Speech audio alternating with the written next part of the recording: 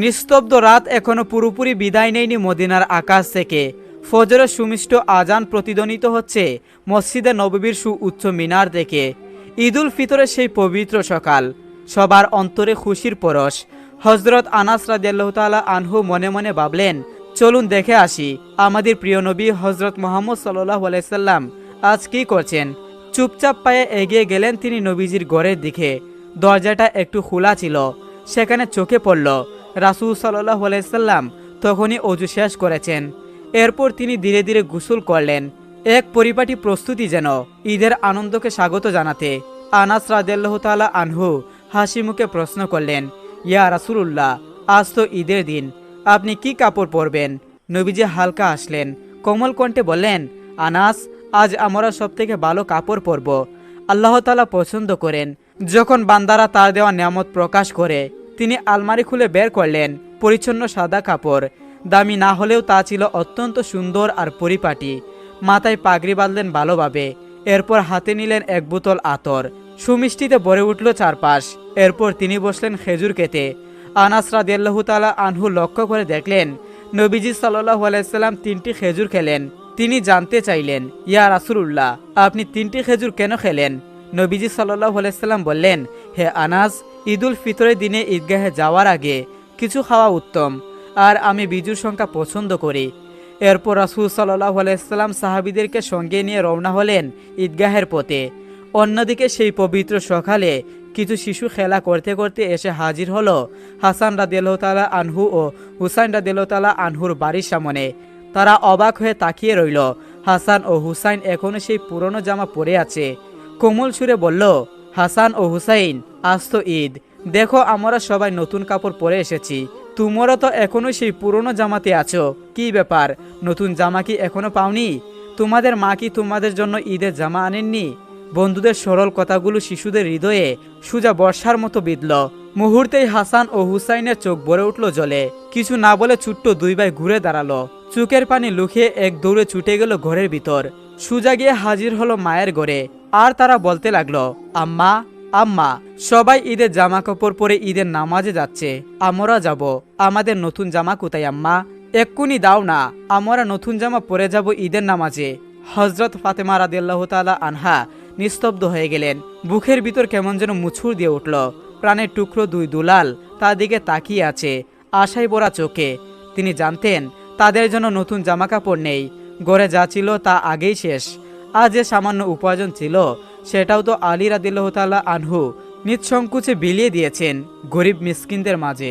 কিছুক্ষণ নির্বাক থেকে নিজেকে সামনে নিলেন ফাতেমা রাদিয়াল্লাহু তাআলা আনহা। তারপর মমতা ভরা কণ্ঠে বললেন, আমার সোনামণিরা, তোমরা তো এখনো গোসল করনি, আগে ভালো করে গোসল করে এসো। তোমাদের নতুন জামা তো দর্জির দোকানে তৈরি হচ্ছে, কাজ শেষ হলেই তোমাদের পরিয়ে দিব। তারপর তোমাদের সুগন্ধি লাগিয়ে দিব। ঈদের নামাজ তো যাবেই, এখনই যাও, আগে গোসল করে আসো। মায়ের মুখে আশার বাণী শুনে হাসান ও হুসাইন রাদিয়াল্লাহু তাআলা আনহু উচ্ছিত হয়ে উঠল। সেই ছোট্ট মুখে খুশির ঝিলিক নিয়ে ছুটে গেল গোসল করতে। নিষ্পাপ দুটি শিশুর মনে চোখে আনন্দ আর আশা থাকলেও তারা বুঝে উঠতে পারছিল না মায়ের অন্তরের গভীর কষ্ট। হযরত ফাতেমা রাদিয়াল্লাহু তাআলা আনহা আর নিজেকে ধরে রাখতে পারলেন না। দরজার আড়ালে বসে পড়লেন তিনি। সেজদায় লুটিয়ে পড়ে কান্নায় ভেঙে পড়লেন। চোখের অশ্রুতে ভিজে যাচ্ছিল জায়নামাজ। কণ্ঠ বার হয়ে এসেছে আবেগে। তিনি মিনতি জানাচ্ছিলেন, হে আমার প্রভু, হে দয়াময়, হে আমার রব, তুমি ছাড়া আমার আর কেউ নেই। আমার সন্তানদের জন্য তুমি ব্যবস্থা করে দাও। আমি যে কথা দিয়েছি তা যদি পূরণ করতে না পারি, আমি তাদের কাছে কি বলবো? হে আল্লাহ, আমি চাই না আমার মুখে মিথ্যার চাপ পড়ুক। আমি চাই না তাদের কোমল হৃদয় আহত হোক। হে আমার রব, তোমার দয়া ছাড়া আমার কোনো উপায় নেই। এভাবে কাঁদতে কাঁদতে তিনি যেন ডুবে গিয়েছিলেন আল্লাহর দরবারে। চোখ বন্ধ করে সমস্ত দুনিয়ার চিন্তা ভুলে নিবেদিত হয়েছিলেন রবের সন্তুষ্টির আশায়। ঠিক তখনই তিনি শুনতে পেলেন ছোট ছোট পায়ের শব্দ। মাথা তুলে তাকিয়ে দেখলেন দরজা দিয়ে ঢুকছে তার প্রাণপ্রিয় দুই সন্তান, হাসান ও হুসাইন রাদিয়াল্লাহু তাআলা আনহু। তাদের মুখে যেন ঈদের চাঁদের মতো উজ্জ্বল হাসি, হাতে জকজকে নতুন জামা। ফাতেমা রাদিয়াল্লাহু তাআলা আনহা বিস্ময়ে তাকিয়ে রইলেন। এক মুহূর্তের জন্য তিনি কিছুই বুঝে উঠতে পারলেন না। তারপর এগিয়ে গিয়ে জড়িয়ে ধরলেন দুই ছেলেকে। চোখে মুখে মাতৃত্ব, আদর আর বিস্ময় মিশ্রিত অভিব্যক্তি। কমল কণ্ঠে জিজ্ঞাসা করলেন, সোনামণিরা, বলো তো এই জামা কাপড় কোথা থেকে এলো? হাসান ও হুসাইন রাদিয়াল্লাহু তাআলা আনহু মায়ের মুখে তাকিয়ে হাসতে হাসতে বলল, আম্মা, গোসল শেষে আমরা যখন ঘর থেকে বের হচ্ছিলাম তখন হঠাৎ একজন মানুষ এসে আমাদের সামনে দাঁড়ালেন। তিনি বললেন, হাসান ও হুসাইন, একটুখানি দাঁড়াও। আমরা দাঁড়িয়ে পড়লাম। তিনি বললেন, আমি দর্জি দোকান থেকে এসেছি, তোমাদের জামা কাপড় তৈরি হয়ে গিয়েছে, এই নাও। তারপর তিনি আমাদের হাতে জামা কাপড়গুলো দিয়ে দিলেন। আমরা আর কিছু না ভেবে ছুটে এলাম তোমার কাছে। মায়ের চোখ তখন অশ্রুতে ভিজে উঠল, তবে এবার তা কান্নার নয়, বরং বিস্ময় আর শুকরিয়ায় ভরা। ঠিক এমন সময় হযরত আলী রাদিয়াল্লাহু তাআলা আনহু ঘরে প্রবেশ করলেন। দরজায় কড়া নাড়তেই ফাতেমা রাদিয়াল্লাহু তাআলা আনহা দরজা খুলে দিলেন। ঘরে ঢুকেই চোখে পড়ল তার দুই সন্তান পরে আছে ঝকঝকে নতুন জামা, ঈদের নামাজে যাওয়ার প্রস্তুতি নিচ্ছে। হতবাক হয়ে তিনি জিজ্ঞাসা করলেন, হাসান ও হুসাইন এত সুন্দর জামা কাপড় কোথায় থেকে পেল? আমি তো কিছুই কিনিনি, এসব কি তোমাদের মা এনেছে? তারপর চোখ সরিয়ে তাকালেন ফাতেমার দিকে, চোখে প্রশ্ন মনে বিস্ময়। ফাতেমা রাদিয়াল্লাহু তাআলা আনহা মাথা নিচু করে সব খুলে বলল। সন্তানের চাওয়ার কথা, তার মিথ্যা সান্ত্বনা, তার দোয়া কান্না আর সেই অদ্ভুত ঘটনা, যেভাবে দুইজন ফিরে এসেছে নতুন জামা হাতে। সব শুনে হযরত আলী রাদিয়াল্লাহু তাআলা আনহুর চোখ ভিজে উঠল অশ্রু জলে। আবেগে কাঁপা কণ্ঠে বললেন, ফাতেমা, বুঝছো না, এটা কোনো সাধারণ ঘটনা নয়, এটা আল্লাহ তাআলার কুদরত। নিঃসন্দেহে সেই লোকটি ফেরেশতা ছিলেন। আল্লাহর পক্ষ থেকে তোমার দোয়া কবুল হয়ে এসেছে, বেহেশতের জামা এসেছে তোমার দুলালের জন্য। এরপর হযরত আলী রাদিয়াল্লাহু তাআলা আনহু তার দুই সন্তানকে নিয়ে রওনা হলেন ঈদের নামাজের জন্য। অন্যদিকে মদিনার ঈদগাহে তখনও প্রিয় নবী সাল্লাল্লাহু আলাইহি সাল্লাম সাহাবীদেরকে নিয়ে দাঁড়িয়ে ঈদের নামাজ আদায় করেছেন। নামাজ পড়ানোর পর তিনি উঠে দাঁড়ালেন মিম্বারে। রাসূল সাল্লাল্লাহু আলাইহি সাল্লাম বললেন, হে মদিনার মানুষ, তোমরা তাকওয়া অবলম্বন করো, আল্লাহকে ভয় করো। আজকে দিনটা শুধু আনন্দের নয়, দায়িত্বরও। তিনি থেমে গিয়ে চারদিকে তাকালেন, সবাই মনোযোগী। তারপর বললেন, জাকাতুল ফিতরা দাও, এটা গরিবের খাবারের ব্যবস্থা, যাতে তারা ঈদের দিন ক্ষুধার্ত না থাকে। আল্লাহর কসম, যার ঘরে সামর্থ্য আছে অথচ সে দেয় না, সে আমার উম্মতের মানুষ নয়। অতঃপর নামাজ শেষে সবাই মিলে নবীজিকে ঘিরে ধরল, কেউ সালাম করলো, কেউ কুলাকুলি। রাসূল সাল্লাল্লাহু আলাইহি সাল্লামকে একজন সাহাবী জিজ্ঞাসা করলেন, ইয়া রাসূলুল্লাহ, আজ আপনি যে রাস্তা ধরে আসলেন, ফিরবেন কি একই রাস্তায়? নবীজি সাল্লাল্লাহু আলাইহি সাল্লাম মাথা নাড়িয়ে বললেন, না, আমি তা করব না, আমি অন্য রাস্তা দিয়ে ফিরব, যাতে আরো বেশি মানুষের সাথে সাক্ষাৎ হয় আর রাস্তা দুটিও সাক্ষী হয় আমাদের ঈদের নামাজের। ঈদের সেই দিন মদিনায় অন্যরকম আনন্দ। রাসূল সাল্লাল্লাহু আলাইহি সাল্লামের নির্দেশে সবাই একে অন্যের খোঁজ নিচ্ছিলেন, একে অপরকে সালাম দিচ্ছিলেন, কুলাকুলি করছিলেন। কিন্তু এমন আনন্দঘন পরিবেশে একজনের চোখে অশ্রু। তিনি আর কেউ নন, ইসলামের দ্বিতীয় খলিফা, আল্লাহর ভয় আশঙ্কায় কাপা এক মনীষী, হযরত ওমর ইবনুল খাত্তাব রাদিয়াল্লাহু তাআলা আনহু। তিনি এক কোনায় বসে আছেন। তার মুখটা শান্ত ছিল, কিন্তু চোখে অটল অশ্রু, এমনকি সেই অশ্রু গড়িয়ে দাঁড়িতে পড়ে যাচ্ছে। কেউ কেউ দেখলেন তিনি নিজের হাত দুটো তুলে দোয়া করছেন, তার ঠোঁট কাঁপছে, যেন কিছু বলছেন কিন্তু ধরা যাচ্ছে না। কিছু সাহাবী এগিয়ে গেলেন, তারা বললেন, ইয়া আমিরুল মুমিনিন, আপনি কাঁদছেন এই ঈদের আনন্দের দিনে? এই দিন তো খুশির দিন, আমরা তো আনন্দ করছি, আল্লাহর শুকরিয়া আদায় করছি, আর আপনি একা একা কান্না করছেন। হযরত ওমর রাদিয়াল্লাহু তাআলা আনহু ধীরে ধীরে চোখ মুছলেন, তারপর গভীর দৃষ্টিতে সাহাবীদের দিকে তাকিয়ে বললেন, হ্যাঁ, এই দিন আনন্দের। যারা জানে যে তাদের গুনাহ মাফ হয়ে গিয়েছে, তওবা কবুল হয়েছে, তারা আল্লাহর রহমত পেয়ে আনন্দ করছে।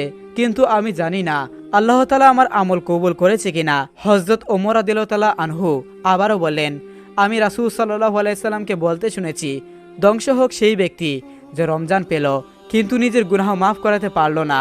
হযরত ওমর রাদিয়াল্লাহু তাআলা আনহু দীর্ঘ নিঃশ্বাস ফেললেন, তার কণ্ঠ কাঁপছিল।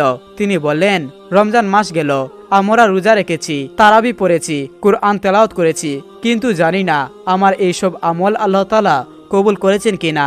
আমি জানি না আমার গুনাহ মাফ হয়েছে কিনা। যদি আমার গুনাহ মাফ না হয়, তবে কিভাবে আমি আনন্দ করব, কিভাবে ঈদের নতুন কাপড় পরব, কিভাবে কুলাকুলি করব, যখন জানি না আল্লাহ তাআলা কি নির্ধারণ করেছেন।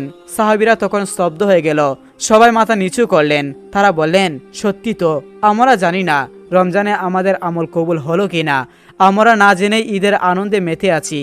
হযরত ওমর রাদিয়াল্লাহু তাআলা আনহু দুই হাত তুলে আবারও বললেন, হে আল্লাহ, তুমি আমাদেরকে মাফ করে দাও, আমাদের আমল কবুল করে নাও। আমাদেরকে সেই মানুষের দলে রেখো না যারা রমজান পেল কিন্তু নিজের গুনাহ মাফ করাতে ব্যর্থ হলো। অন্যদিকে রাসূল সাল্লাল্লাহু আলাইহি সাল্লাম ঈদের নামাজ শেষ করে সাহাবীদেরকে নিয়ে ঘরের দিকে ফিরে গেলেন। ফেরার পথেই তিনি সাহাবীদেরকে বললেন, যাও দেখে এসো কারো ঘর কি ফাঁকা, ঈদের দিনে কোনো ঘরে যেন খাবার না থাকে, এটা আমি চাই না। নবীজির এই কথা শুনে সকল সাহাবী বেরিয়ে পড়লেন মদিনার সকল বাসিন্দাদের খোঁজ খবর নিতে। তারা দরজায় দরজায় গিয়ে ডাক দিতে লাগলো, তোমাদের ঘরে খাদ্য আছে তো? কোনো কিছুর প্রয়োজন আছে কি? যাদের ঘরে খাদ্যের সামান্য সংকট দেখা দিল সঙ্গে সঙ্গে তারা নিজের ঘর থেকে নিয়ে এলো রুটি, খেজুর, মধু, পানি। কারো ঘরে খেজুরের ঝুড়ি ভর্তি করে রেখে এলো, কেউ বা নিজের পশু জবাই করে তার গোশত বিলিয়ে দিল। এভাবে সকলের বাড়িতে খাদ্য পৌঁছে দেওয়া হলো। এরপর রাসূল সাল্লাল্লাহু আলাইহি সাল্লাম তার আদরের কন্যা হযরত ফাতেমা রাদিয়াল্লাহু তাআলা আনহার বাড়ির দিকে যেতে লাগলেন। সেখানে পৌঁছে রাসূল সাল্লাল্লাহু আলাইহি সাল্লাম দরজায় এসে সালাম দিলেন। ভেতর থেকে হাসি মাখা কণ্ঠে উত্তর এলো, ওয়ালাইকুম আসসালাম ইয়া রাসূলুল্লাহ। হযরত ফাতেমা রাদিয়াল্লাহু তাআলা আনহা তখন দরজার কাছে এসে দাঁড়ালেন। তার চোখে খুশি। তিনি বললেন, আব্বাজান আপনি এসে গেছেন, আমরা আপনার জন্য খাবার তৈরি করেছি। তিনি রাসূল সাল্লাল্লাহু আলাইহি সাল্লামকে ভিতরে নিয়ে গেলেন। ঘরের মাঝখানে মাটির পাত্রে খেজুর, রুটি আর এক হাঁড়ি গোশত রান্না করা আছে। রাসূল সাল্লাল্লাহু আলাইহি সাল্লাম তাকিয়ে বললেন, ফাতেমা খুব সুন্দর করেছো, কিন্তু একটু দেখো আমাদের আশেপাশে ঘরগুলোতে খাবার আছে কিনা। ফাতেমা রাদিয়াল্লাহু অবাক হয়ে বললেন, আব্বাজান আমি জানি না, কিন্তু এক্ষুনি খোঁজ নিচ্ছি, হাসান হুসাইনকে পাঠিয়ে দিচ্ছি।